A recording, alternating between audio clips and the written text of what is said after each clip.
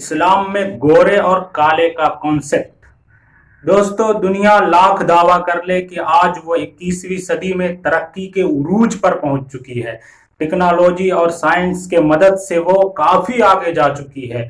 لوگ لاکھ دعویٰ کر لے کہ 21 سینچری میں دنیا پروگریس کے آخری حد کو پہنچ چکی ہے، لیکن یہ بھی ایک کڑوی حقیقت ہے اور ایک کڑوا سچ ہے کہ آج بھی گورے اور کالے کے نام پر، اونچ نیچ کے نام پر، ذات پات کے نام پر، دھرم اور مذہب کے نام پر، ایشین اور یورپین کے نام پر لوگوں کے درمیان کہیں نہ کہیں نفرتیں موجود ہیں۔ ان کے دلوں میں آج بھی وہ اونچ نیچ کی، وہ گورے اور کالے کی جو حسد اور نفرت ہے وہ ان کے دلوں میں آج بھی موجود ہے، جس کا مشاہدہ، جس کا نظارہ آپ ریسنٹلی ابھی امریکہ میں جو احتجاج چل رہے ہیں اس کو دیکھ کر سکتے ہیں۔ وہاں پہ ایک کالے شخص کو ایک گورے پولیس نے لگاتار 9 منٹ تک اپنے گھٹنے سے دبا کر رکھا اور وہ شخص چلاتا رہا کہ مجھے چھوڑ دو، یہاں تک کہ اس کا انتقال ہو گیا۔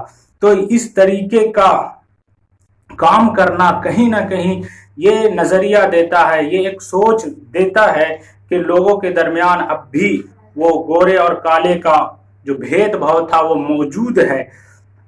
اگرچہ لا قانون بن چکے، لیکن جو دلوں کے اندر ایک نفرت ہے وہ آج بھی نہیں ہٹی۔ لیکن آج ہم بات کریں گے ان تمام چیزوں سے ہٹ کر کے اسلام کے اندر کیا کانسیپٹ ہے گورے اور کالے کا، ذات اونچ اور نیچ کا، کیا یہاں پہ بھی بھید بھاؤ کیا جاتا ہے یا پھر یہاں پہ کوئی ایک الگ قانون ہے، کیا ہے آخر؟ تو سب سے پہلے ہم قرآن سے مدد لیں گے۔ اللہ تبارک و تعالی قرآن پاک میں سورہ حجرات میں آیت نمبر 13 میں فرماتا ہے، یا ایھا الناس انا خلقناکم من ذکر و انثی وجعلناکم شعوبا وقبائل لتعارفوا ان اکرمکم عند اللہ اتقاکم ان اللہ علیم خبیر۔ یعنی اے لوگو، ہم نے تمہیں ایک مرد اور ایک عورت سے پیدا کیا اور تمہیں قبیلوں میں بانٹا، خاندانوں میں بانٹا، تاکہ تم ایک دوسرے کی پہچان کر سکو۔ اور بے شک در حقیقت تم میں سب سے زیادہ افضل وہ ہے جو تقوی اور پرہیزگار ہے، تقوی اور پرہیزگاری والا ہے، جو نیک ہے۔ یہ نہیں کہ ذات پات کے نام پر، گورے اور کالے کے نام پر کوئی تم میں سے کسی سے آگے ہے۔ اس آیت میں ایک ٹکڑا ہے، تمہیں ہم نے بانٹا خاندانوں اور قبیلوں میں۔ کیوں بانٹا؟ اس پہ ایک انگلی اٹھ سکتی ہے، تو آگے اس کا جواب ملا، لتعارفوا، تاکہ تم ایک دوسرے کو پہچان سکو۔ اس لیے نہیں کہ تم ایک دوسرے کو نیچا دکھاؤ، اس لیے نہیں کہ تم اپنے آپ کو اوپر مانو۔ قبیلہ میں اس لیے بانٹا گیا، رنگ اور نسل میں اس لیے بانٹا گیا تاکہ تم ایک دوسرے کو پہچان سکو، ورنہ سب انسان اگر ایک شکل کے ہوتے تو پھر ایک دوسرے کو پہچاننا مشکل ہوتا۔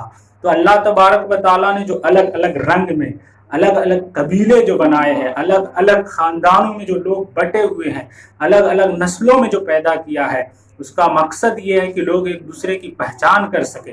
ورنہ تمام انسان کو اللہ تبارک و تعالیٰ نے ایک انسان حضرت آدم علیہ السلام سے پیدا کیا ہے اور ایک ماں حضرت حوا رضی اللہ تعالیٰ عنہا سے پیدا کیا ہے۔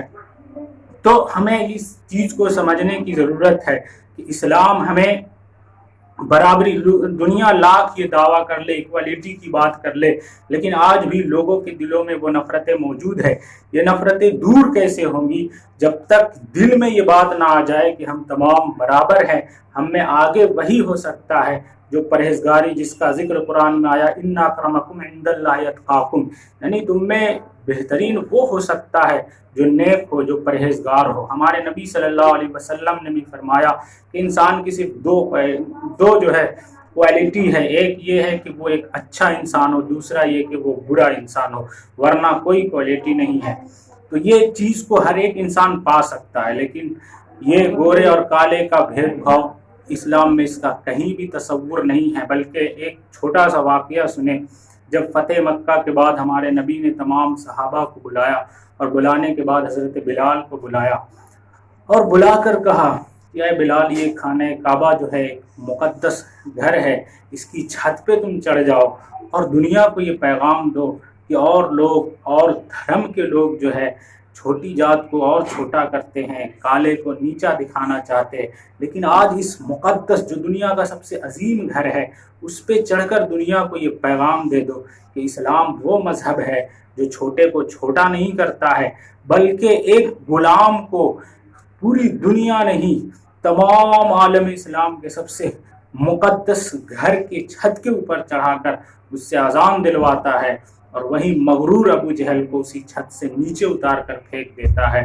تو ہمیں اسلام جو ہے یہ سبق دیتا ہے کہ ہم تمام لوگ برابر ہیں۔